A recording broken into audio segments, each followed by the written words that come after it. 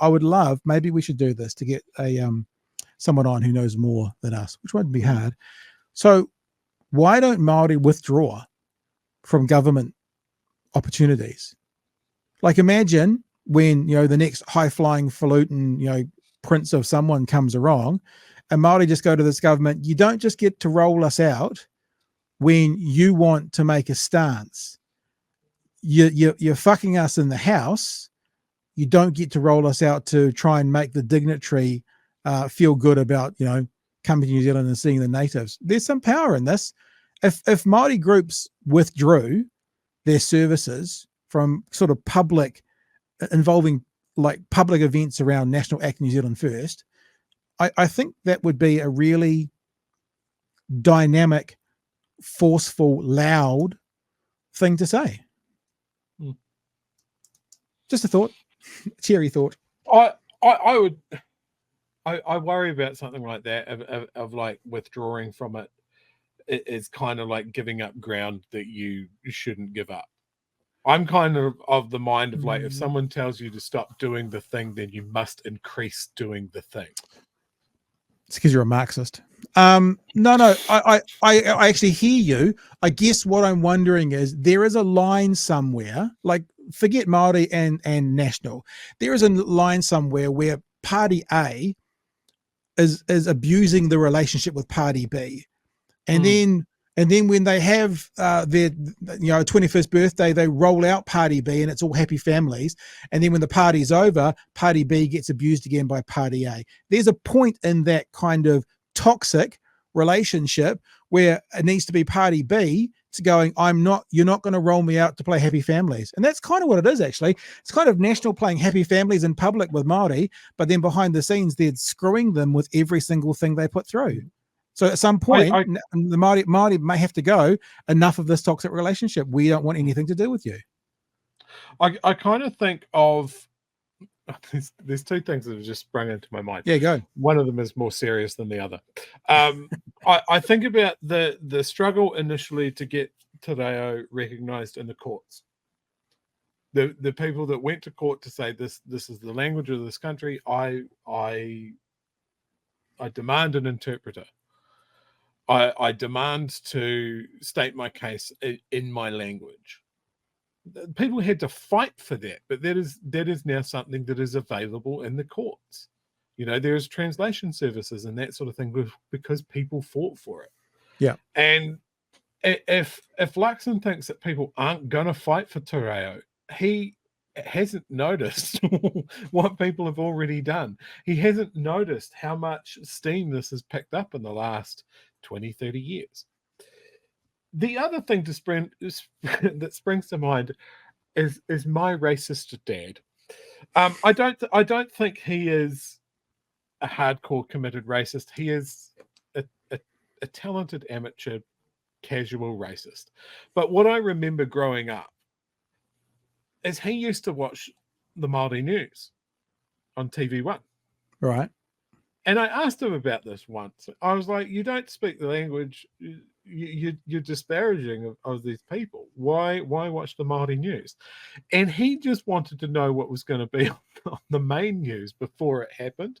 But in doing that, he was getting a Māori perspective on a lot of stories. He was picking up words every now and then, basically by osmosis. He's still a dick about Māori stuff quite often. But I just found that, like, if Māori culture, if Māori language is around more, people will pick up more. Have you noticed that people's pronunciation of Māori words has got better over the last 20 years, Pat? I can tell a story about that. Because I've noticed it in Dunedin, because from moving from Auckland to Dunedin 9 years ago this weekend. So this weekend it was 9 years. I came down here, and I've told the story once before, and I remember, because when we came down, it's like a trip down with the kids, and we went through various places. The places just jumped out of my head. The glow caves, Waitomo glow caves, the glow worms. And I was talking to this person, and I was like, down through Waitomo, and then down through Taupo, and then da-da-da-da. And she looked at me like this, and she went, you're the only person who I've heard say that word correctly other than the person on the weather. And I had another instance. I had another instance where I was in Dunedin and I phoned up. We used to live on Taieri Road, Taieri Road. And I said, oh, taxi, please. And I was like, Taieri Road. No, your number, Taieri Road. And the person was like, what? And I said, oh, number, Taieri Road. And she went, well, how do you spell it? I went, Taiere. And she went, oh, Tyree. And I went, and I never, no, I don't say no. I always go, yep. Oh, it's not I'm not going to be one of those wankers going, yeah, I suppose I pronounce it correctly. I'm sure I'm butchering it the best of times. But what she said was, oh, you just say it properly. And it was a really interesting little observation that they weren't going, oh, we don't say it like that round here. There was actually these couple of interactions where they were going, oh, yeah, I get it because you're saying it correctly. I don't understand that quite yet. And my story goes, you are right. Within Dunedin, I've noticed more and more people, having, I guess what I would say, at least a good go at correct pronunciation, as opposed to getting it right. I think we all butcher it at the best of times. So yeah, I do think that's happening, and I think because it's more marked in Dunedin. Like I came down from West Auckland, I went to Pack and Save in West Auckland in Mount Albert, where there was 40% Pākehā. The other 60% were Māori, Polynesian, Asian, Indian, Arab, everything else. And I came to Dunedin, and the first time I went to Pack and Save here, I counted 50 people. They were all white. And I was like, fucking, where have I moved to? Felt like I was in Scandinavia. I mean, I'm born and raised in South Canterbury. The South Island is very white, but certainly what I remember is the Māori news being on our TV in our house growing up. And I remember when I started broadcasting, going to Polytech here to do a broadcasting course, there was a tiny little bit of a focus on Te Reo. But at that point, you started to see the news, the weather presenters putting in more and more and more and more. And for me, the key bit there is they started pronouncing the place names correctly. And Tyree down here is a great example. Otago is a great example. Let me tell you, chat, people in Dunedin just don't know how to say place names. It's not necessarily just the Te Reo, the place names. It's the ones we brought over from Scotland. When I went to Edinburgh, so a lot of the suburbs and the streets here that we took from Edinburgh, and one of them that makes me laugh is Corstorphine. Yeah. That is not how people from Edinburgh say that. And I can tell you that because I tried to get on a bus to that place in Edinburgh, and the driver told me that I was saying it wrong. So we just mispronounce stuff. If people don't know this, Otago is a mispronunciation of the name at the head of the harbour, Otako. So you can see how that happens. But that's it. But that's the other thing about language. Like, there's a place down here in Dunedin. This is taking a bit of a tangent. We'll have to get back to it in a sec.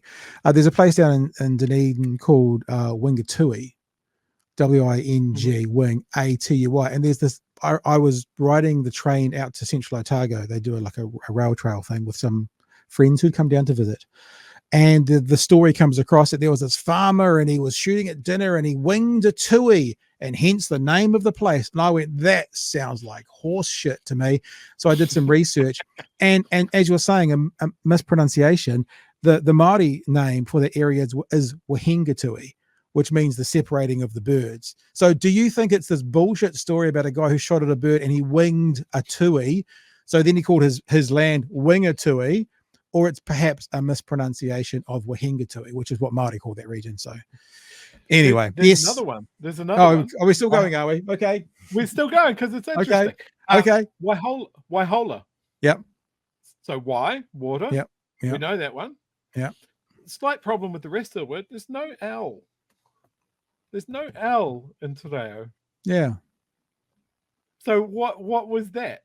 People have gone, well, it might be Waihora. But so yeah, there's heaps of places, and again, it's all incremental. It's all the onward march of improving and learning these things.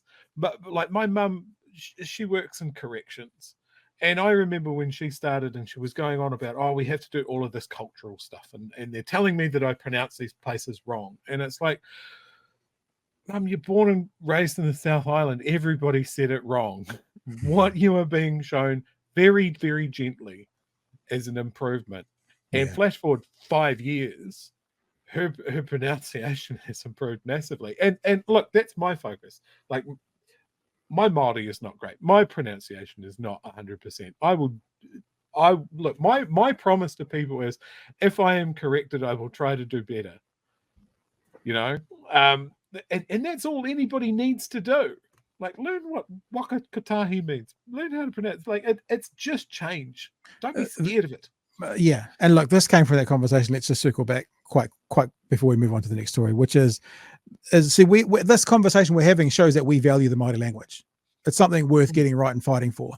If the government is not going to value Māori language and the Māori culture, like, and I mean value it as in when there's a chance to financially support it, not taking money away, then I wonder if people within Māoridom say, well, you don't value us behind closed doors, so we're not going to be your performing puppets in front of on a stage. And that might be another way to make a very clear point. But anyway, let's go on, because if we don't, we're going to be here till midnight. Tangent time, because our tangent time is we're going to talk. Well, look, there's a Māori name, Te Whatu Ora. Just one other thing about that waka kotahi. It's like saying to someone, I can't remember who you are because I don't understand your name.